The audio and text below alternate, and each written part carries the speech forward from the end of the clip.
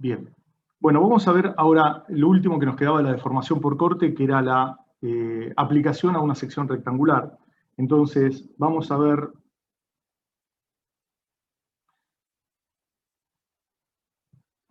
deformación por corte y vamos a ver entonces aplicación a una sección rectangular.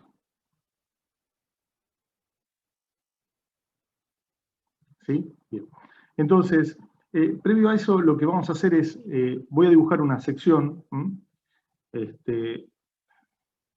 rectangular obviamente, y les pido un poquito de paciencia.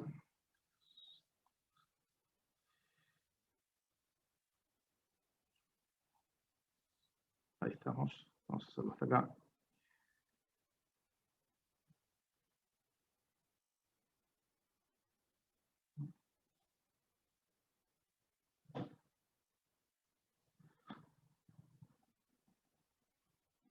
Muy bien. Así que íbamos a marcar los ejes de inercia baricéntricos y principales, ¿no? Entonces, como siempre, el eje Z en vertical, el eje Y en horizontal. Vamos a indicar que las dimensiones acá son las siguientes. B y H, B el ancho de la sección, H la altura. ¿Sí? Y vamos a indicar, ya que estamos, una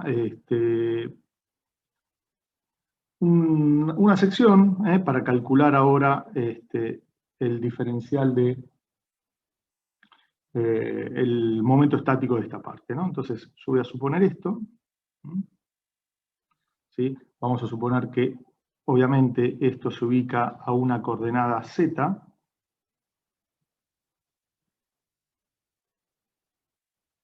A una coordenada Z.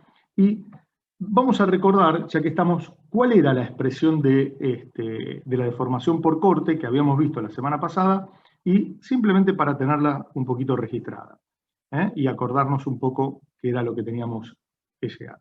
Bueno, la deformación por corte estaba dado de la siguiente manera. ¿Sí? Era el esfuerzo de corte en Z dividido G por A por el coeficiente de forma, K o K sub I, por diferencial de X.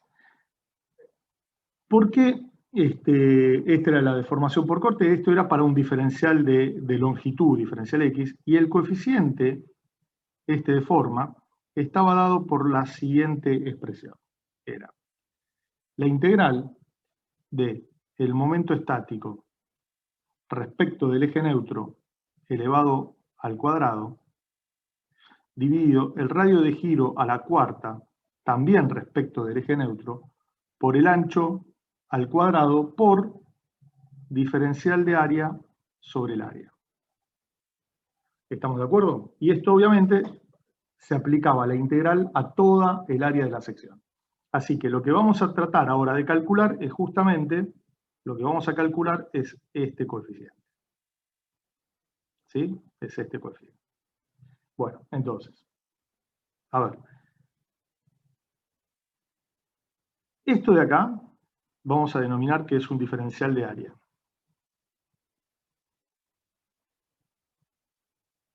¿Sí? Y vamos a ir escribiendo un poquito los distintos aspectos y parámetros que intervienen en esto. A ver. El diferencial de área de esto va a ser igual a ¿qué? Va a ser igual a B por H sobre 2 menos Z. Bien. Después, la ubicación del baricentro de este diferencial de área lo vamos a llamar Z asterisco, y va a ser igual a ¿qué? Va a ser igual a Z más un medio de H sobre 2 menos Z. ¿Estamos de acuerdo? Con lo cual, esto en definitiva nos queda de la siguiente manera. Z asterisco es igual a 1/4 de h menos 1/2 de z. O sea que en definitiva esto va a ser igual a 1/2 de h sobre 2 menos z. Menos z, más z, perdón, más z. Ahí está. Bien. Y después, el momento estático de esta sección respecto del eje neutro. ¿Estamos de acuerdo? ¿Sí? Así ahí no me quita espacio. Bueno, que sería el S asterisco. Entonces, eso va a ser igual a B por H sobre 2 menos Z. ¿Por qué? Por el S asterisco. ¿Mm? Entonces, ¿esto qué me queda? Me queda B por H sobre 2 menos Z por 1/2 de H sobre 2 más Z. Muy bien. Bueno, esto en definitiva me queda, como lo voy a escribir acá, me queda B sobre 2, y fíjense que esto de acá y este factor de acá constituyen una diferencia de cuadrados. O sea que eso me queda en definitiva h cuadrado sobre 4 menos z cuadrado. Y esa es la diferencia de cuadrado y esto es la factorización de esa diferencia de cuadrados. Bien. Bueno, entonces fíjense que nosotros ya tenemos, vamos a ir poniendo en verde, ya tenemos acá el diferencial de área, tenemos el z asterisco respecto del eje neutro, y me quedan los parámetros inferiores, es decir, el radio de giro, B, el área, etcétera, etcétera, etcétera. Así que bueno, vamos a determinar cada uno de ellos. Bien.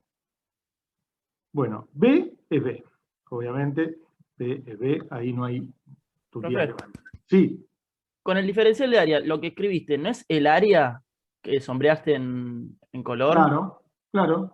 Sí, Ah, sí. porque ninguna medida es diferencial, por eso me parecía medio No, raro. no, pero no interesa porque la que puedo escribir como diferencial es el Z que está al final, así que no hay ningún problema después con eso. ¿Eh? Ah, perfecto, perfecto. No, eso no te preocupes. Ese es un diferencial de área o un área en forma finita, pero no interesa. Ahora después vamos a ver cuando lo paso a la expresión general, ¿no? A la expresión esta de acá, a la expresión grande. Lo que pasa es que no tengo puntero acá con esta aplicación, así que no te preocupes por eso. Ahora lo vemos como queda. Después, el momento de inercia respecto del eje Y, que es el momento de inercia respecto del eje neutro, es igual a B h cubo sobre 12.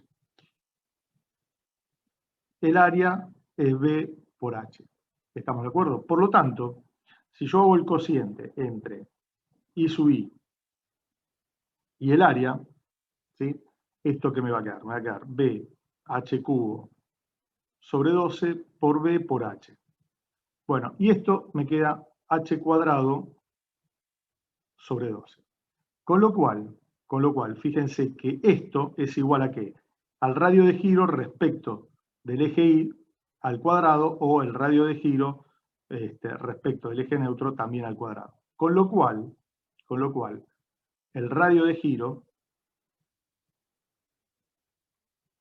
a la cuarta, que es como me aparece acá, que es como me aparece ahí, es igual a lo siguiente. Es igual a lo siguiente. Es igual a h a la cuarta, es igual a h a la cuarta sobre 144. Bueno, y el área ya lo teníamos, o sea que tenemos todo en principio. En realidad, este diferencial de área que yo te puse acá me sirve ahora para la integral del momento estático, así que por eso. Entonces, bueno, ya tengo prácticamente todo, creo que no me quedó nada. Así que con lo cual, este está determinado, este está determinado, esto está determinado. Bueno, ahora tengo que meter todo esto que acabo de determinar en esta integral y resolver la integral. ¿Sí? Muy bien, entonces.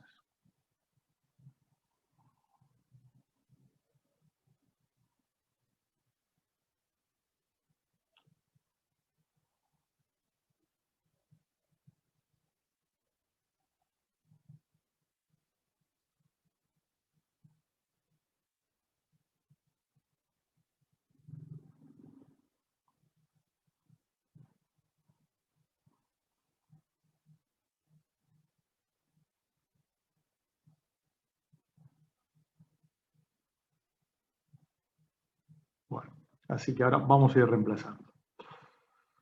El momento estático, a ver, vamos a ir viendo cómo lo escribimos para que quede claro.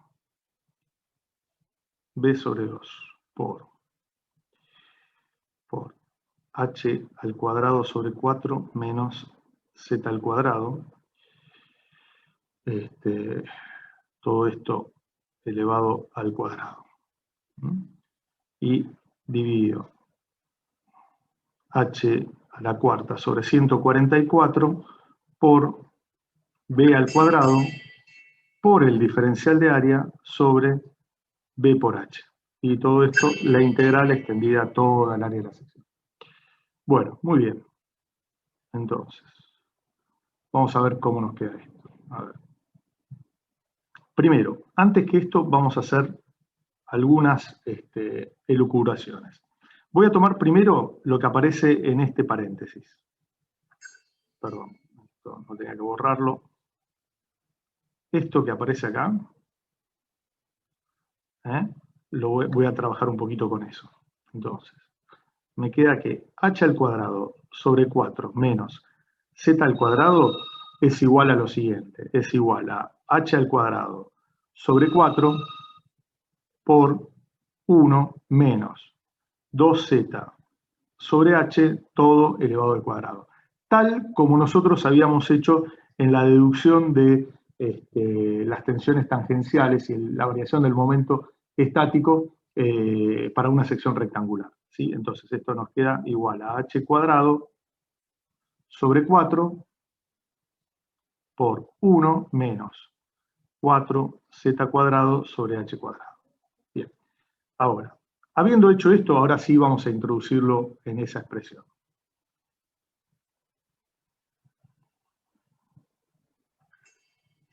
Bueno, me queda b al cuadrado sobre 4 por 144 sobre h a la cuarta.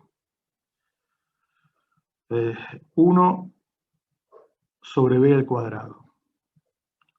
Después me queda h al cuadrado sobre 4 al cuadrado. Y después me queda 1 menos 4z cuadrado sobre h al cuadrado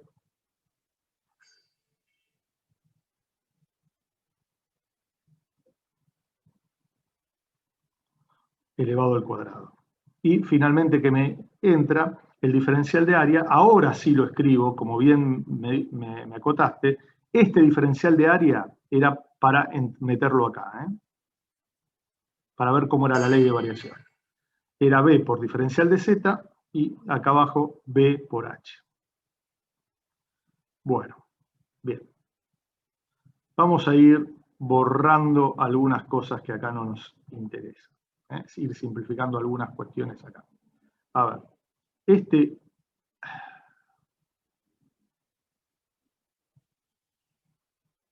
h cuadrado al cuadrado se va con este h a la cuarta. Este b al cuadrado se va con este b al cuadrado.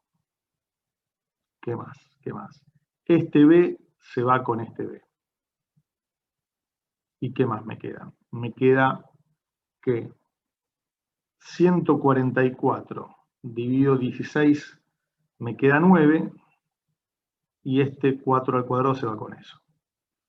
Con lo cual me queda K sub i, me queda de la siguiente manera.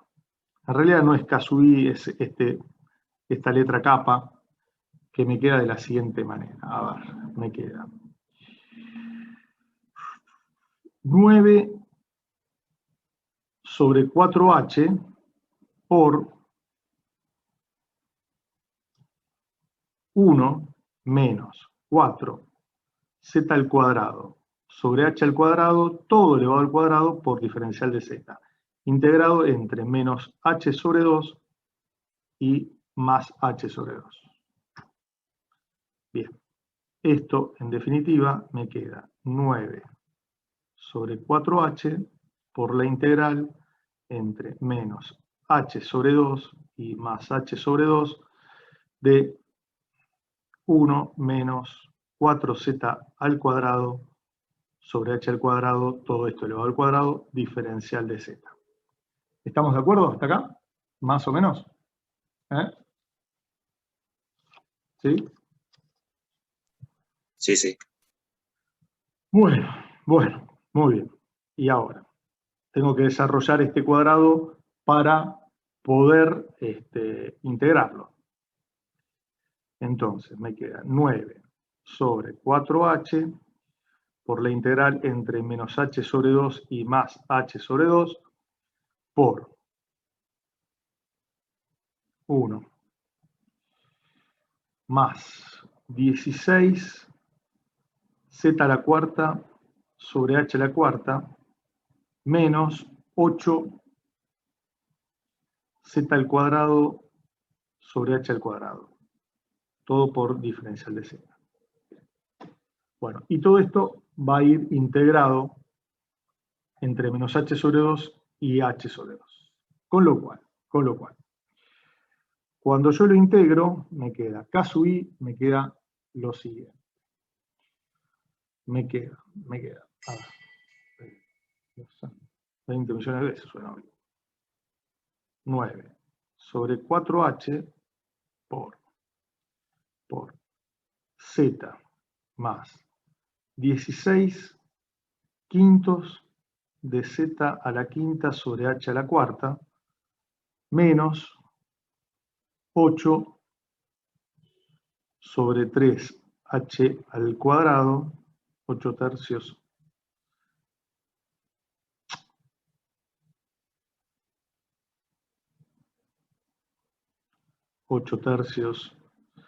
de z al cubo sobre h al cuadrado, todo integrado entre menos h sobre 2 y más h sobre 2.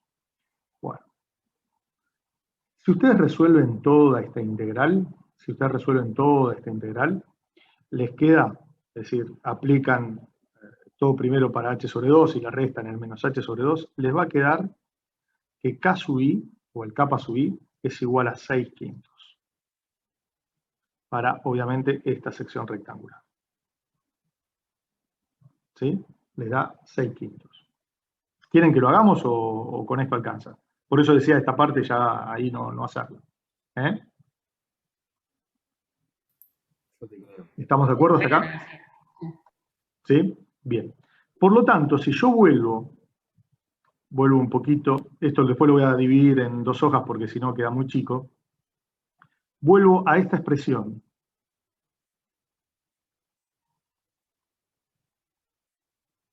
Vuelvo a esta expresión y lo reemplazo, me queda que la deformación por corte es igual a ¿qué? Que también la denominamos así, es igual a k sub i por el esfuerzo de corte, que es una función de x, dividido g por el área de la sección por diferencial de x. Y esta es el diferencial de deformación por corte.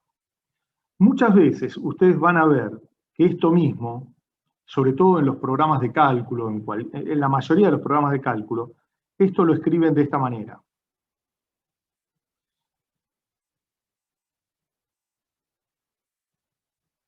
Por el área a sub i, por diferencial de x. ¿Y por qué lo escriben de esta manera? ¿Por qué? Porque de acá hacen esto.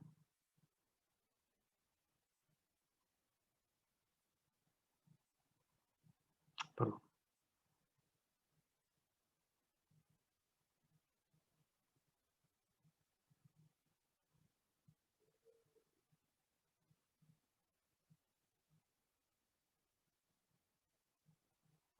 Y a esto de acá, vamos a ponerlo en verde, a esto de acá lo denominan el área a sub i. Fíjense que es un área que en definitiva termina siendo reducida.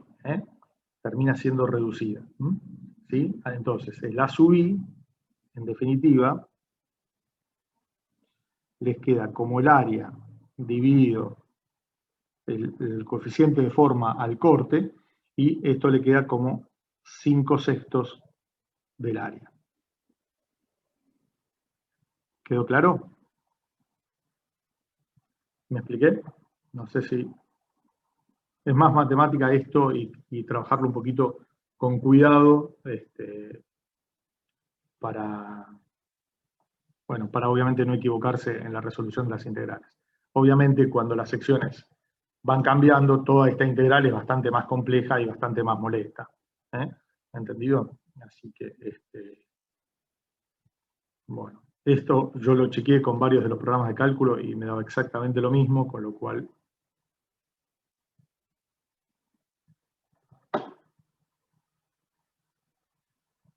Ahí está.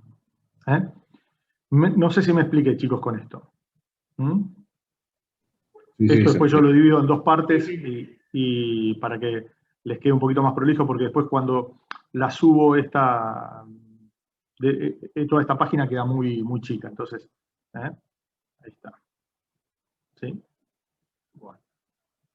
Bueno, con esto terminamos. Sí, discúlpame, que te interrumpí. No, disculpa. No, te quería preguntar, ¿trabajar en horizontal te es muy incómodo? Porque creo que se aprovecha mejor la pantalla. Bueno, vamos a hacer lo siguiente. Ahora en la próxima sigo trabajando. Está bien, creo que ustedes me lo habían dicho la vez pasada. Está bien, lo hacemos. No sé qué opina el resto, pero creo que es mejor. Bueno, vamos a ver. Un segundo, ahí está. Ahí está. Bueno, vamos a ver si les es más cómodo. Vamos a tratar de seguir así. ¿Estamos de acuerdo? Bueno, hasta acá, ¿alguna duda con esto que acabamos de ver? Luis, yo te hago una pregunta. Sí, obvio. ¿Querés que vuelva para atrás? No hace falta. ¿Este caso B es constante para todas las secciones, digamos?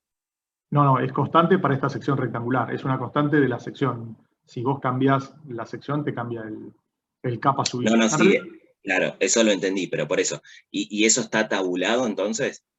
No necesariamente está tabulado. No, ya perfecto. me lo habían preguntado la otra vez y en general no aparece la deformación por corte. Lo que pasa es que la deformación por corte en barras esbeltas con las que nosotros trabajamos es muy pequeña comparada con el resto de las otras deformaciones. Entonces, lo que uno termina haciendo es la deformación por corte no la consideramos y despreciamos justamente la influencia de la deformación por corte. Es decir, vos imaginate que tengamos una viga simplemente apoyada. Entonces, en esa viga simplemente apoyada, vamos a suponer que, o una barra cualquiera, actúan una serie de combinación de todos los esfuerzos. Entonces, en esa combinación de todos los esfuerzos, ¿qué es lo que pasa? Por ejemplo, vos querés determinar el desplazamiento vertical de un punto determinado o una sección determinada de la barra. Y eso se va a ver influenciado por, bueno, el esfuerzo normal, el momento flector, tanto en una dirección como en la otra, es decir, vamos a suponer que tenemos una flexión compuesta oblicua. Después, si existe torsión, va a influir sobre la deformación vertical de ese punto, y si existen esfuerzos de corte, también van a influir sobre la deformación vertical de ese punto que vos quieras calcular. Yo acá te estoy diciendo el desplazamiento vertical de un punto y puede ser cualquier otro desplazamiento. Puede ser el desplazamiento horizontal en una dirección o en la otra. Bueno, en definitiva vos te va a quedar una suma de la deformación de esa que vos estás buscando, que es función de las 6 solicitaciones. El normal, los 2 cortes, los 2 momentos flectores y el momento torsor.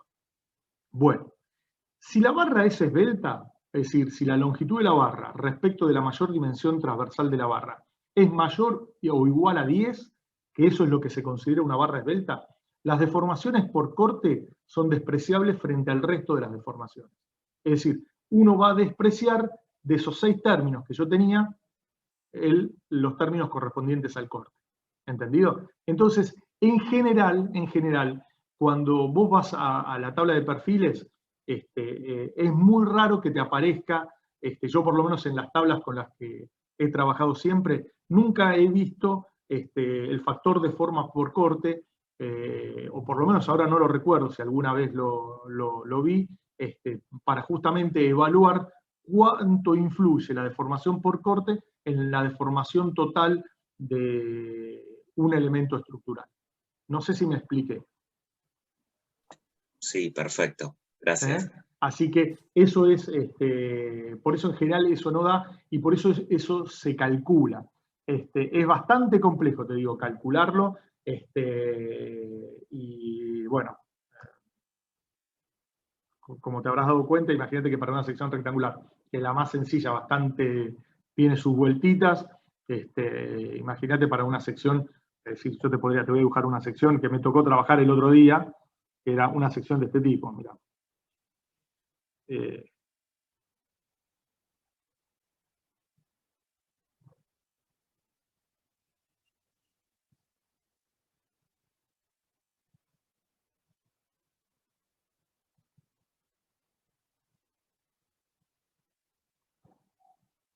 Uy.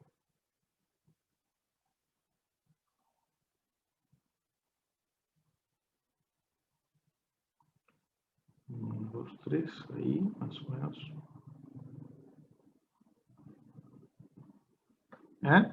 Así que imagínense eso. Así que, es más, ¿tienen ganas de ver algo? ¿2 minutitos? Dale. Denme un segundo que lo ubico. Y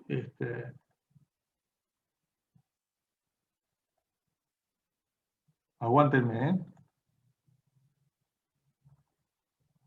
Dura 2 minutos, así que menos de 2 minutos. Tengo...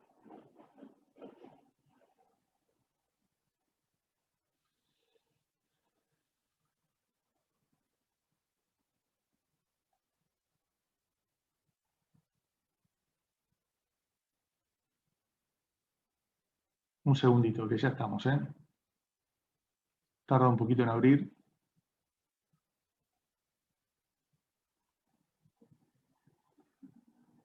Bueno.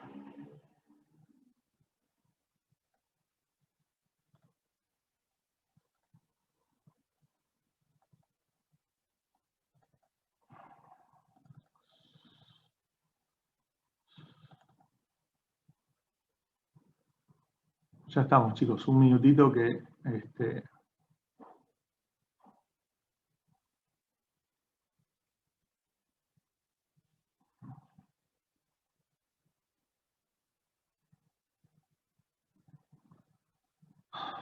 Bueno, acá estamos.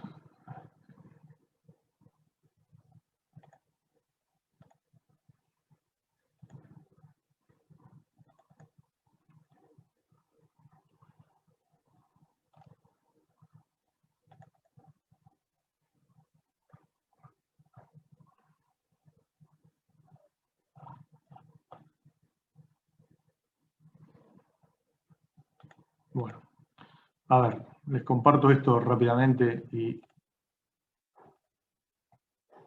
¿Lo ven ahí? Bueno.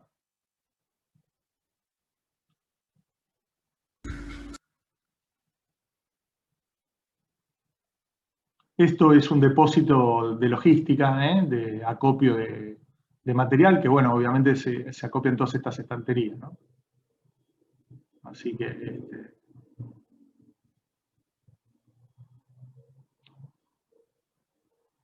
Esto fue el año pasado, 10 de octubre del 2020, así que no es que fue hace mucho.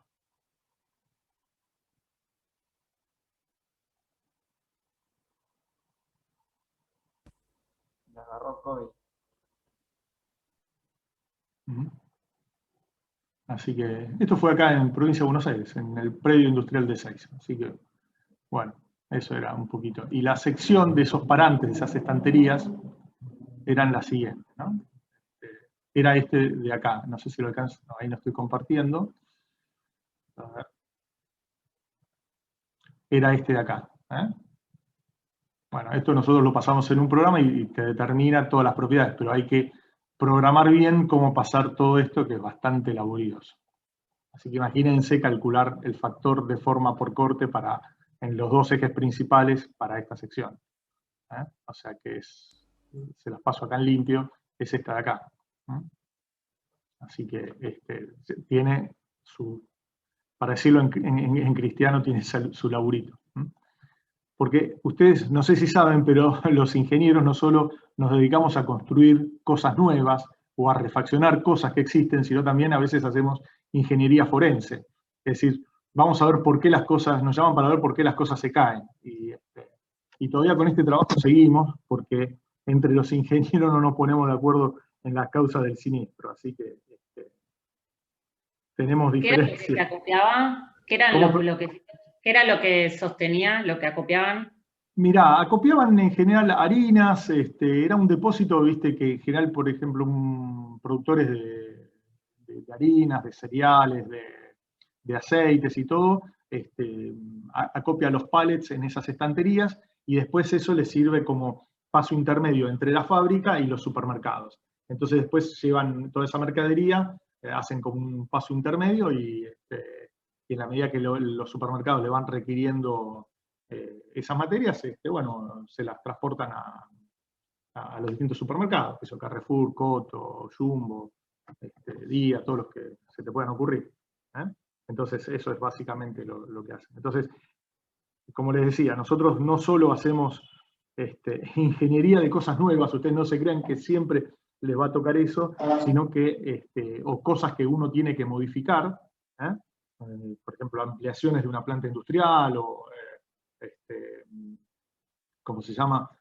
Ampliación de una planta industrial, de alguna refinería, de algo, alguna modificación en un edificio, entonces que implica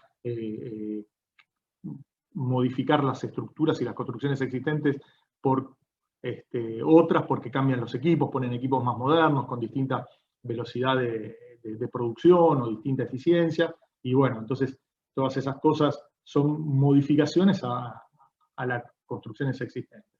Otras veces nos va a tocar trabajar sobre cosas nuevas, es decir, empezamos de cero, que también tiene es decir, ambas cosas tienen su encanto, y a veces nos toca ir a ver, nos llaman, bueno, mira, se nos cayeron esto, a ver ¿por qué se cayó? Y uno tiene que meterse a investigar cuáles fueron las causas de por qué esto se cayó, ¿no? Entonces, en principio, les cuento así, ¿no?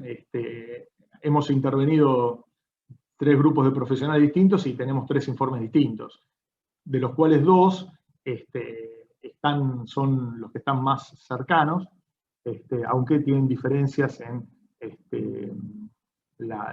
la seguridad que tenía la estructura previo al colapso, ¿no? Así que bueno. Bueno, listo. Vamos con el siguiente tema, ¿les parece? ¿Sí? Dale. Dale. Dale. Bueno, simplemente para mostrarlos, para que vean un poquito un detallecito. Chicos, yo 11:15 tendría que hacer un intervalo de 10 minutos por una cuestión personal, si no les molesta. ¿Puede ser? No hay problema. Nada más eso. Bueno, después seguimos tranquilamente. Bueno, cálculo de desplazamientos. Vamos a ver primero el objeto. Fíjense, el objeto del cálculo de desplazamientos, de lo que vamos a ver nosotros Luis, ahora. Sí. Perdón, creo que no estás presentando. No estoy presentando, sí, es verdad, tampoco estaba ahí está, vamos con esto, ahí está. Perfecto, y voy a parar la cámara así no me quita espacio de visión. Ahí. Bueno, muy bien.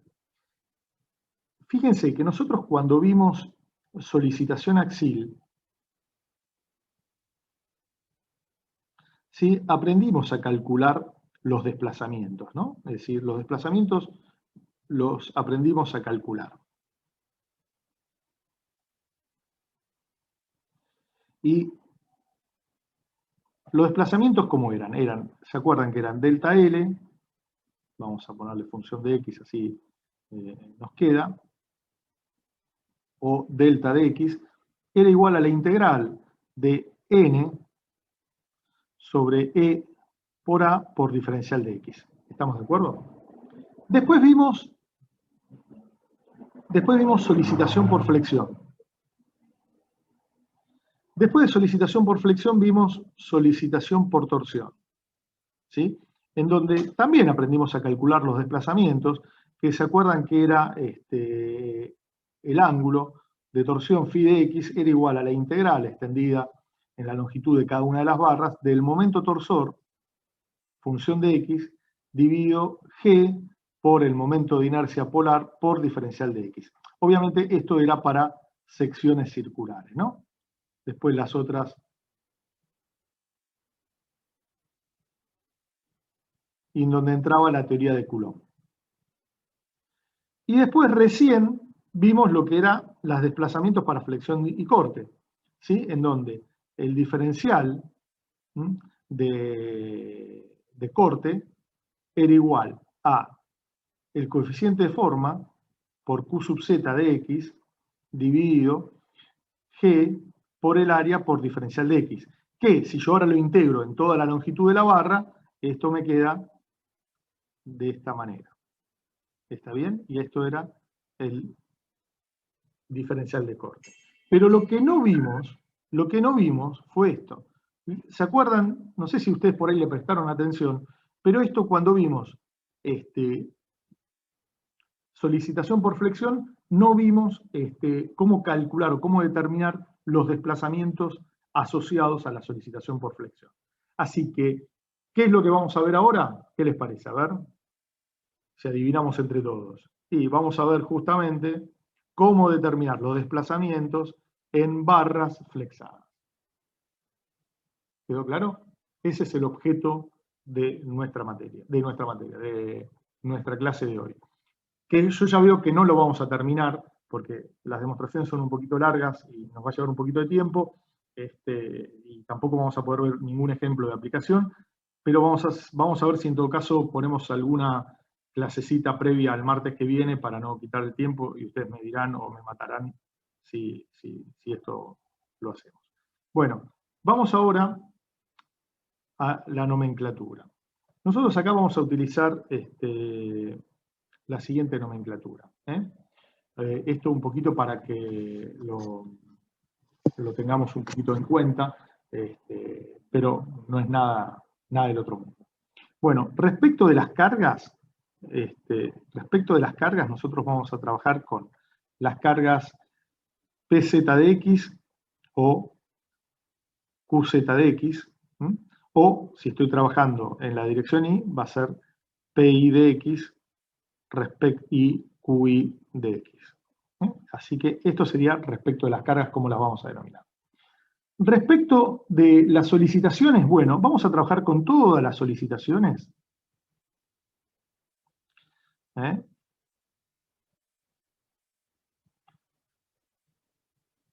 Así que, como si fueran funciones. Así que vamos a trabajar con el momento en Y y el corte en Z, que obviamente van de la mano, y el momento en Z y el corte en Y, que obviamente también van de la mano. Es decir, si existe corte en Z es porque existe momento en Y, si existe corte en Y es porque existe momento en Z. Lo inverso no es cierto. Así que esto respecto de las cargas, y esto respecto de las solicitaciones.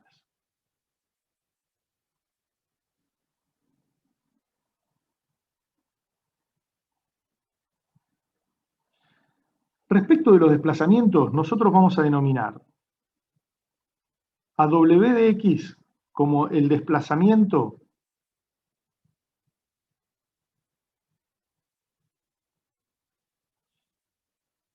en la dirección Z. B de X va a ser el desplazamiento en la dirección Y. Y U de X va a ser el desplazamiento en la dirección X. ¿Estamos de acuerdo? ¿Sí? Bien. Después, ustedes recuerdan que cuando una barra se flexaba, ¿qué era lo que le pasaba a las secciones? Del punto de vista de las deformaciones. ¿Se acuerdan? Lo vimos, eso lo vimos en la clase, obviamente, de flexión. ¿Sí? Por más que no lo hayamos determinado. Pero ¿qué era lo que le pasaba, básicamente, a la sección, a las distintas secciones, cuando una barra se flexaba. Giraban alrededor del eje neutro. Exactamente, giraban alrededor del eje neutro. ¿Me esperan un segundo, por favor? Un segundito. Un segundo.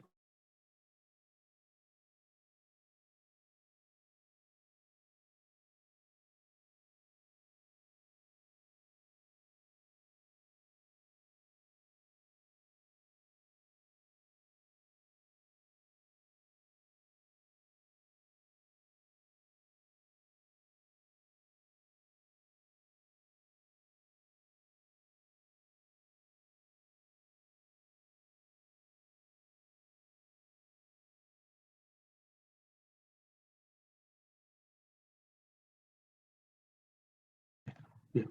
Bueno, discúlpenme. Bueno, entonces las secciones giraban, es decir, la barra al flexarse no solo sufría desplazamientos en la dirección de aplicación de las cargas, sino que también las secciones rotaban alrededor de un eje que era el eje neutro de la sección. Y eso surgía de es decir, aparecía enunciado en la hipótesis de Bernoulli. Con lo cual nosotros vamos a tener también,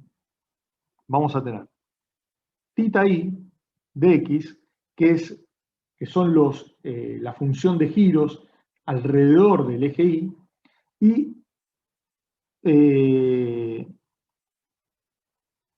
chi i de x, que es la función curvatura de flexión alrededor del eje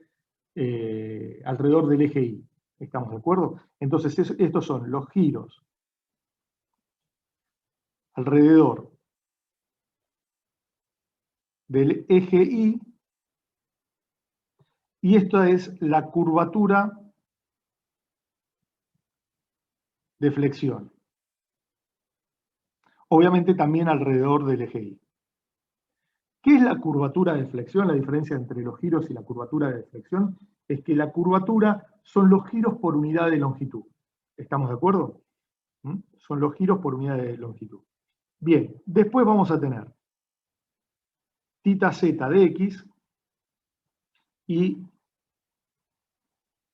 tz de x. Es decir, lo mismo, pero para el eje z. Lo mismo, pero para el eje z.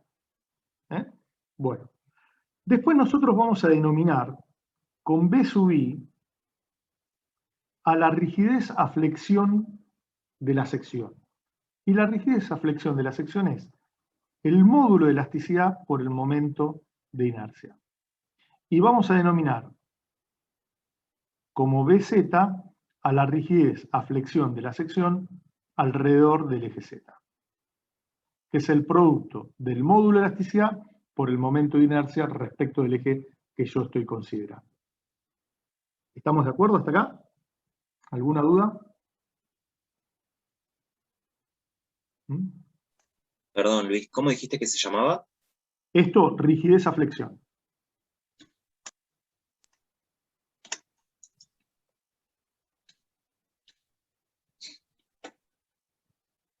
Rigidez a flexión. ¿Qué es la rigidez? A ver, ustedes, es fácil darse cuenta que cuanto un cuerpo es más rígido, menos deformable es. Y por contraposición, cuanto más deformable es, menos rígido es.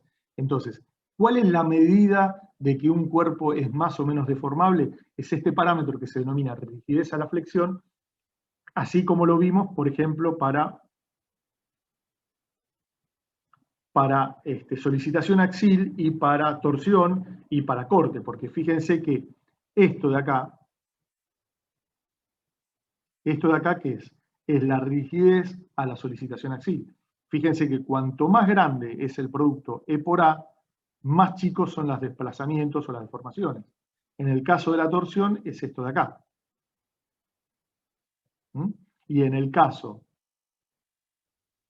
de el corte es esto de acá. ¿Entendido? Entonces, eso es la rigidez a cada una de las solicitaciones. Cuanto más grandes son estos parámetros, menor son los desplazamientos o las deformaciones asociados a esa determinada solicitación. ¿Me expliqué?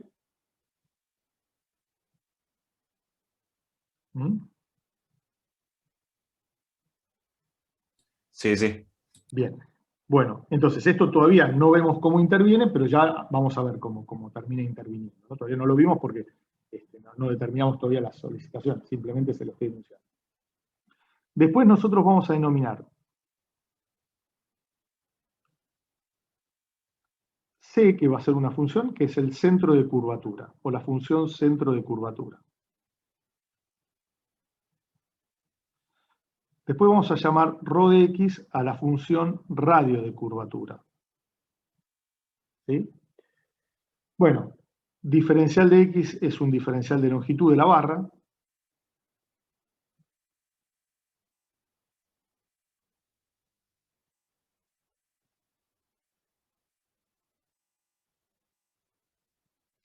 Después tenemos diferencial de S, que es el diferencial del arco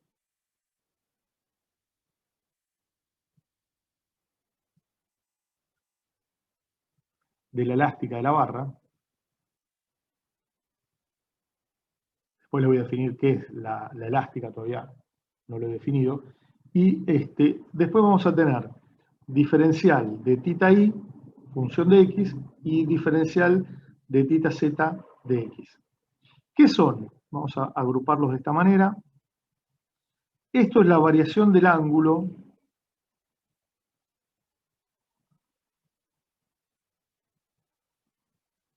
entre dos secciones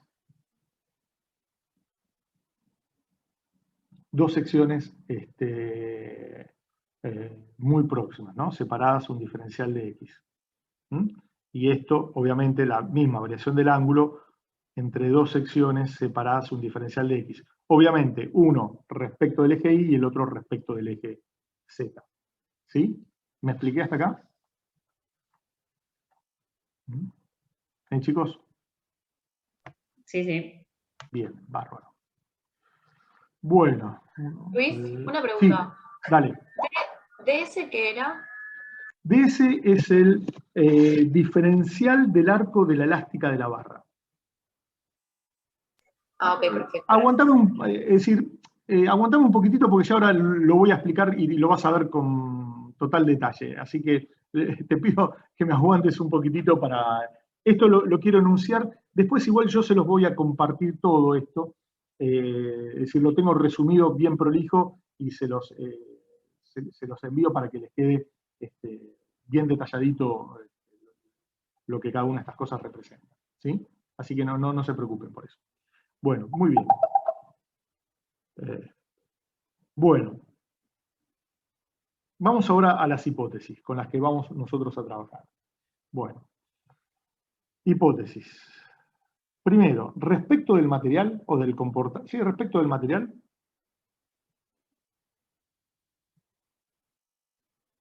Vamos a trabajar con materiales que van a ser continuos.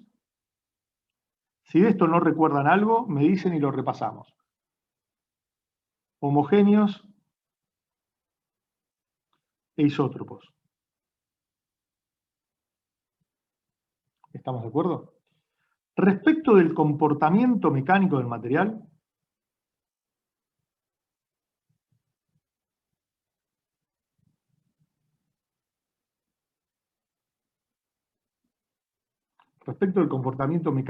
del material, es válida la hipótesis de linealidad mecánica. Es decir, es válida la ley de Hooke.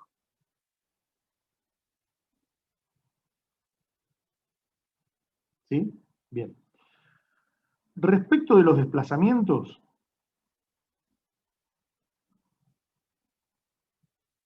es decir, nosotros vamos a tomar una serie de hipótesis que aparecen agrupadas según lo que les estoy diciendo yo acá, ¿no? Respecto de los desplazamientos, nosotros vamos a trabajar con lo que se conoce hipótesis de linealidad geométrica o de los pequeños desplazamientos también.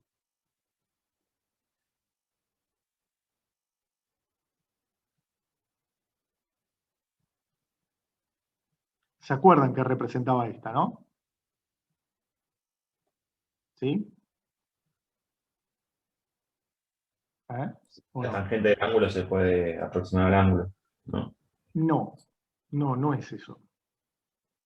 La hipótesis de los pequeños desplazamientos me dice que la configuración de la estructura no deformada, es decir, antes de la aplicación de las cargas, y la configuración de la estructura deformada, uno la puede considerar igual. Eso es. Esto después tiene dos subhipótesis. Esta de acá tiene dos subhipótesis, que es la hipótesis de linealidad estática, que me indica que es lo mismo plantear el equilibrio en la posición sin deformar que en la posición deformada, y la hipótesis de linealidad cinemática, en donde sí existen relaciones lineales entre los desplazamientos. Entre una de esas cosas es que el ángulo uno lo aproxima al seno o a la tangente, y la relación entre los distintos desplazamientos son lineales. ¿Sí? No sé si me expliqué con eso. Sí, sí, perfecto. Bien, bueno, eso es. Después hay otra hipótesis respecto de las deformaciones,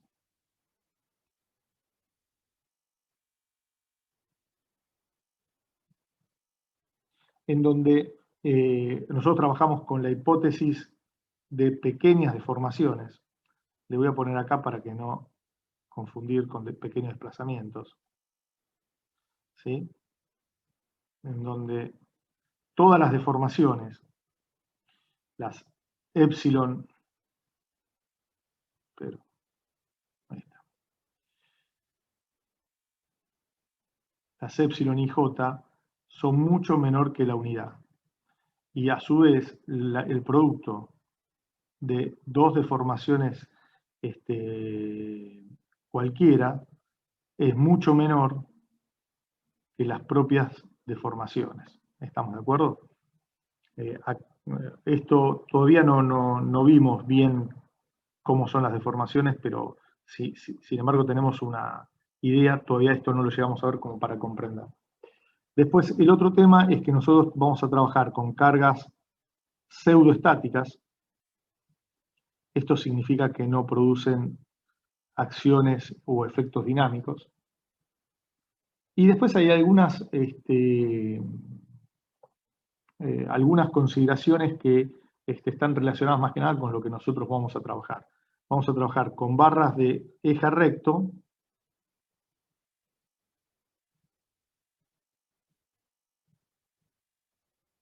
y esbeltas. ¿Qué significa? Que la longitud de la barra dividido la mayor dimensión transversal de la misma es mayor o igual a 10. ¿Sí? Si de todo esto hay algo que ustedes no llegan a acordarse, agarran y me dicen, y lo repasamos. ¿Sí? No hay ningún problema. Muy bien. Bueno, vamos a seguir con lo otro. Acá le tenía que cambiar el título.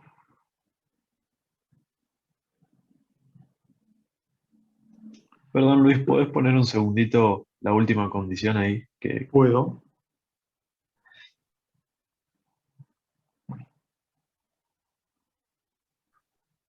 Ahí está, perfecto. Gracias. De nada. Muy bien. Y acá, lo que me quedó. Entonces, métodos de cálculo.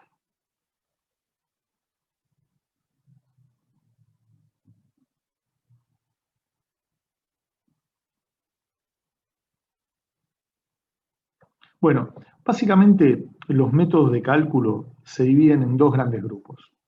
Un primer gran grupo son los métodos diferenciales.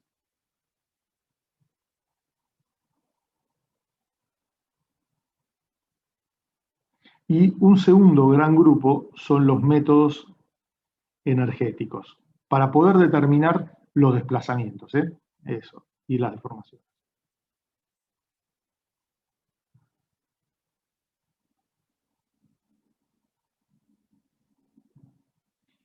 Bueno, de todos ellos nosotros no vamos a ver todos los métodos, vamos a ver algunos, y de cada grupo vamos a ver. En el primer caso, el método de la ecuación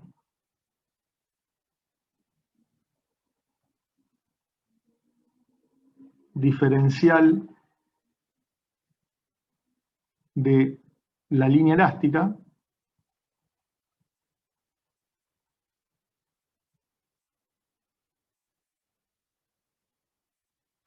cuando escribo con este lápiz a veces pienso, ¿se me estará por acabar la tinta? Pero bueno, después me acuerdo que no. Pero como mucho se me podrá acabar la energía, pero bueno. O la batería. Y el método energético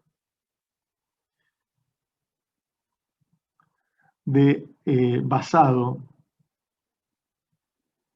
en el teorema de los trabajos virtuales.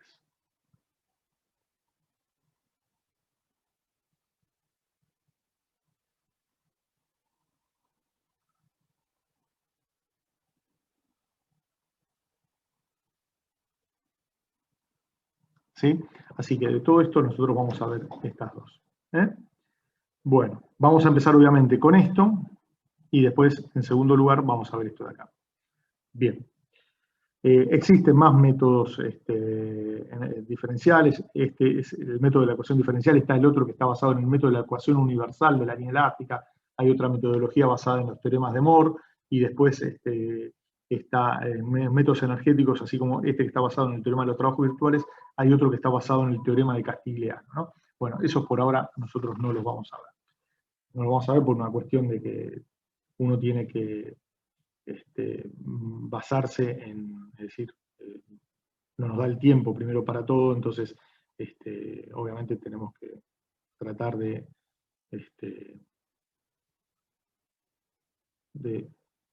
ir a lo que es además más productivo, ¿no? y con más aplicación. Bueno, muy bien. Entonces, vamos a ver ahora una definición, en realidad.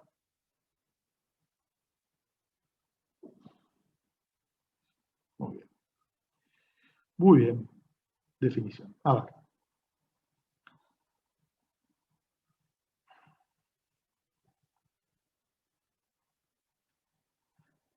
Nosotros vamos a ver esta definición. A ver, vamos a escribirlo acá. Línea elástica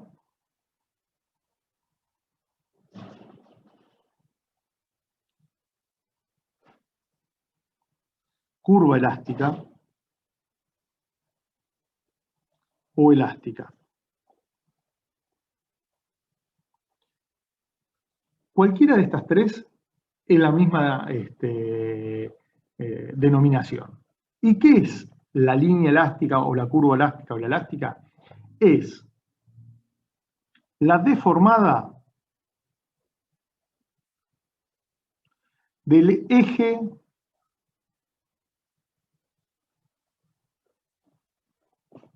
de la barra o del elemento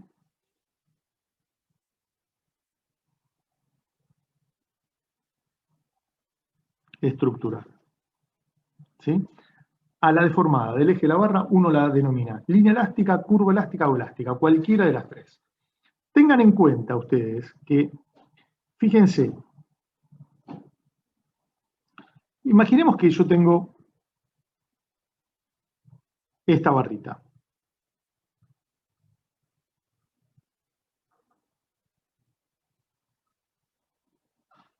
Que está simplemente apoyada. ¿Sí? Imaginemos también que este es el eje de la pieza con el cual hacemos coincidir el eje X, es decir, el eje X coincide de una terna cartesiana donde el eje X coincide con el eje de la barra. Este es el eje Z y este de acá es el eje Y. Y este es el que uno supone como origen de coordenadas. Vamos a suponer ahora que le voy a poner una carga distribuida con una ley de variación cualquiera.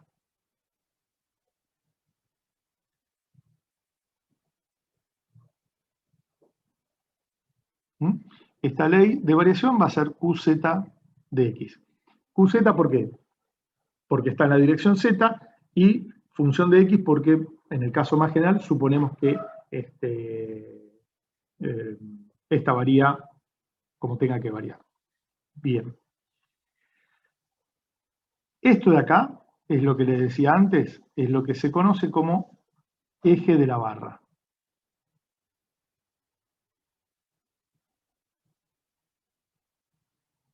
El eje de la barra. Bien. ¿Cómo es la deformada de esta barrita?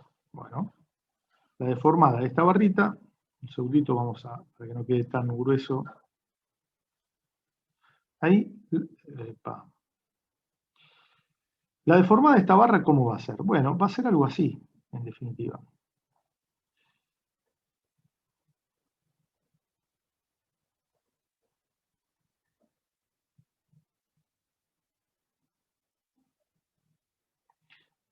Y esta de acá es la deformada del eje de la barra. Esta de acá es lo que se conoce como elástica, curva elástica o línea elástica. ¿Mm?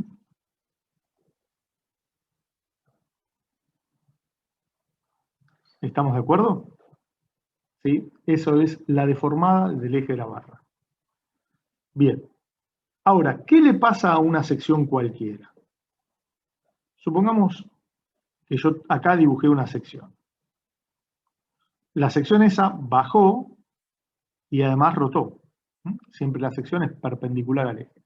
O sea que, a ver, para resumirlo, si yo tengo una sección que está de esta manera, antes de la deformación de la barra, donde este es el eje de la barra, ¿sí? Y donde este ángulo es de 90 grados. Esta es la sección previo a la deformación.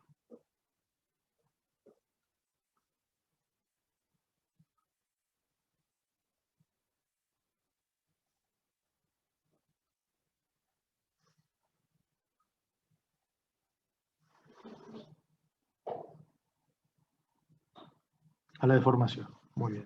Después de la deformación, ¿qué es lo que le pasa a esa barra? Bueno, vamos a ver primero.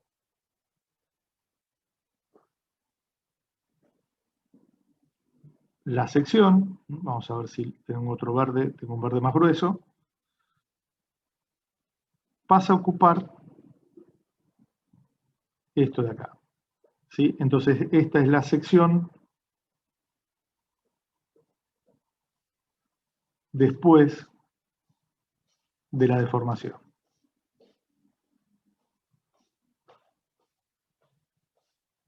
¿Sí?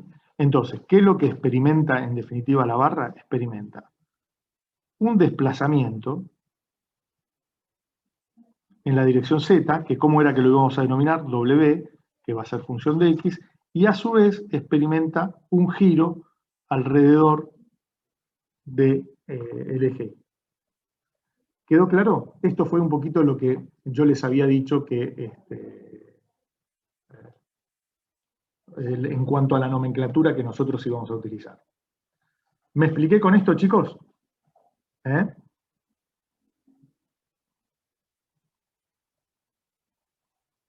¿Sí? Luis, una pregunta. Sí. ¿Vos dirías que la elástica es el nuevo eje de la barra? La elástica es el nuevo eje de la barra, es el eje deformado de la barra. Exactamente. La elástica es el eje deformado de la barra. Acá está dicho, deformada del eje de la barra. Así que, o eje deformado de la barra, es exactamente lo mismo. Y lo que le pasa a las secciones es que experimentan un desplazamiento en la dirección de aplicación de las cargas. En este caso, como las cargas están en la dirección Z, el desplazamiento es en la dirección Z, y por eso lo denominamos W, y a su vez sufren giros. En este caso, sufre un giro alrededor del eje Y, ¿no? ¿Estamos de acuerdo? Que es este que tenemos indicado acá. ¿Me expliqué, chicos, hasta acá? Porque hasta acá fue todo, para decirlo en cristiano, un poquito de cháchara. Ahora vamos a empezar con todo el desarrollo matemático. ¿Sí?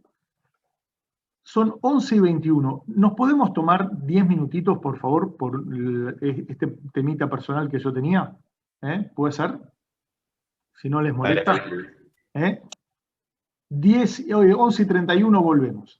Yo voy a salir del Zoom y vuelvo a entrar. ¿Estamos de acuerdo? Perdón, no vuelvo a entrar, discúlpenme. No vuelvo a entrar. ¿Sí? ¿Puede ser? O sea, no salgo directamente.